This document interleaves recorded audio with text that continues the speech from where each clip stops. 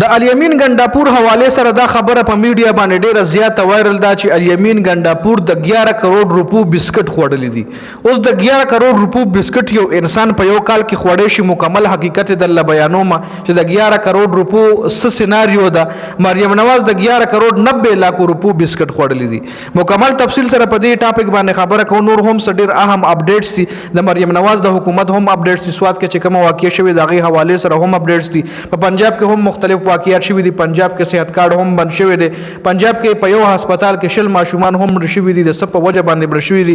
په هغې باندې هم تفصیلا خبره کوو. ډېر اهم اپډیټس دي په دې ویډیو کې. ویډیو خپله هم مکمل وګورئ او مخکې ملګرو سره ضرور شریکه کړئ. ټوله ډومبنې په الیمین ګنداپور باندې خبره کوو چې الیمین ګنداپور دا کم د بسکټ خبره په میډیا باندې ورله نو په هغې باندې ډیټیل سره خبره کوو چې الیمین ګنداپور څنګه د 11 کروڑ روپو بسکټ خوړلي دي او آیا د 11 کروڑ روپو بسکټ یو انسان خوړی شي. نو دا بالکل امپوسیبل ده. خو په بجټ کې اکثر کده کې پی کې بجټ دی کده پنجاب بجټ وی د بلوچستان د هر صوبې بجټ دی. نو دای په دې بجټ کې سپیسې د انټرټینمنت اینڈ ګیفت د پنوم باندې کیدي. سپیسې د انټرټینمنت او د ګیفت پنوم باندې مختص کړي چې خلک ورته عام طور باندې د چیو بسکټو بجټ وای. لکه دی له عام طور باندې موږ د چیو بسکټو بجټ وای. خو دا صرف د چیو بسکټو نه دی له انټرټینمنت اینڈ ګیفت بجټ ویل کیږي چې دا صرف د وزیر اعلی چې کم ملمانی وي یا د اسمبلی چې کم ملمانی وي هغې دپاره دا مختص کېږي چې له ګفت وغیره ورکول یا هغې چې راشي له مېلمستیا ورکول چای پسکل روټۍ پې خوړل هغې دپاره دا مختص کېږي. جی نو د کې پی کې بجټ کې هم د انټرټینمنت او ګفت په نوم باندې 11 روپۍ مختص شوی وي.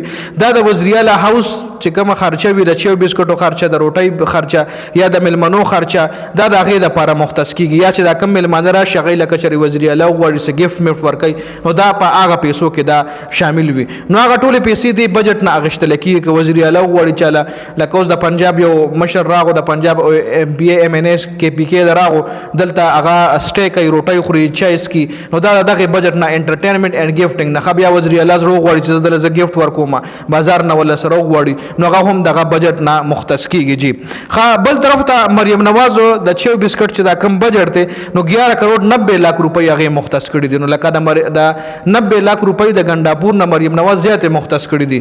خو بیا هم په مریم نواز څوک خبر نه کوي او په الیمین ګنداپور باندې په دې خبره ډېر غټ تنقید روان دی چې د 11 کروڑ روپو بسکټ خوړلي دي. نو دا د 11 کروڑ روپو بسکټو مکمل سيناریو وه کوم چې سره په دې ویډیو کې شریک کړه. بل د سند حکومت 10 کروڑ روپۍ دی بجټ دپاره مختص کړي دي. د انټرټینمنټ اینډ ګفت چې کم بجټ دی هغې دپاره سند حکومت 10 کروڑ روپۍ مختص کړي دي. بل د مریم نواز په حکومت کې پنجاب کې 10 کروڑ روپو کرپشن هم شوی و چې ډان نیوز باقاعده د هغې مکمل رپورټ جاری کړی. خو په میډیا باندې د مریم نواز دغه کرپشن نه ښکاره کېږي. الکترانیک میډیا څومره هم جیو نیوز ایروای نیوز دا ټولې څومره هم چینلې دي د مریم نواز دغه کرپشن بیخي پټ کړی دی. بل پنجاب کې یو هاسپټل دی پاک پتن هسپتال ولا کېږي چې هغې کې شل ماشومان د دې په وجه باندې مړه شوي دي چې هلته اکسیجن نو د هسپتال چې کوم منیجمنټ دی هغې په وخت باندې د اکسیجن غم نو کړی نو د هغې په وجه په هسپتال کې شل ماشومان مړه شوي دي. بل پنجاب حکومت په پنجاب کې صحت کارت سهولت هم مکمل بند کړی دی.